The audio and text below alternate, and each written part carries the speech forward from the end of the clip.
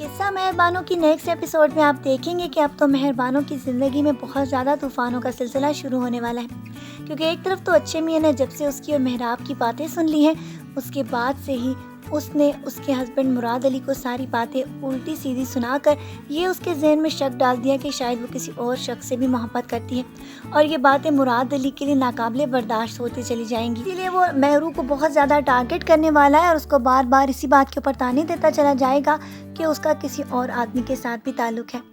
جبکہ دوسری طرف آپ یہ دیکھیں گے کہ جب مراد علی کو یہ لگے گا کہ اس کی دوسری بیوی بھی اس کے خرچے پورے نہیں کر پا رہی، کیونکہ اس کے بھائی اس کے کاروبار میں لگائے ہوئے پیسے کے ڈوب جانے کے بعد اب اس پر اعتماد نہیں کرتے، اسی وجہ سے اب وہ یہ فیصلہ کر لے گا کہ وہ اپنی دوسری بیوی فری کے ساتھ بھی تعلقات میں بہت زیادہ کمی لائے گا،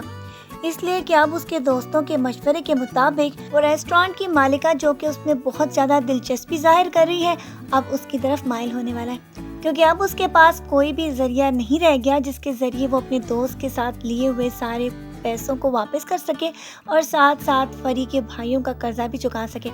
اسی لیے کہانی اب ایک نیا روپ لے کے ہی سب کے سامنے آنے والی ہے، کیونکہ پہلے تو مراد علی اس کو ایوائڈ کر رہا تھا، جب اس کے دوستوں نے اس کو اس بات کے اوپر سمجھایا کہ اب اگر وہ اس سے شادی کر لے گا تو شاید اس کی زندگی دولت سے بھر جائے گی۔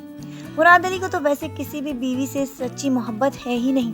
وہ تو صرف اپنے کاروبار کو جمانے کی خاطر ہر ایک کی زندگی کو اسی طرح تباہ و برباد کرتا چلا آ رہا ہے، لیکن اب کی بار ایسا نہیں ہوگا، کیونکہ اب یہ عورت جو کہ اس کو بہت زیادہ لفٹ کروا رہی ہے وہ اس کو صحیح راستے پر لانے والی ہے، کیونکہ اس کے بعد مراد علی کے پاس کوئی اور آپشن بچے گی نہیں، جبکہ ابا میاں کی طبیعت بھی ساتھ ساتھ خراب ہوتی چلی جائے گی اور ان کو اس بات کا بھی احساس ہے کہ ان کی ساری دکانوں پر کرایہ داروں نے قبضہ کر رکھا ہے، اگر وہ قبضے کو چھڑا بھی لیں تو تب بھی ان کے لیے زندگی میں مشکلات اسی طرح قائم رہیں گی، کیونکہ ان کے بیٹے کی گمشدگی کے بعد ان کی زندگی میں ان کے پاس ایک ہی رسپانسبلٹی ہے جو نور کی شکل میں،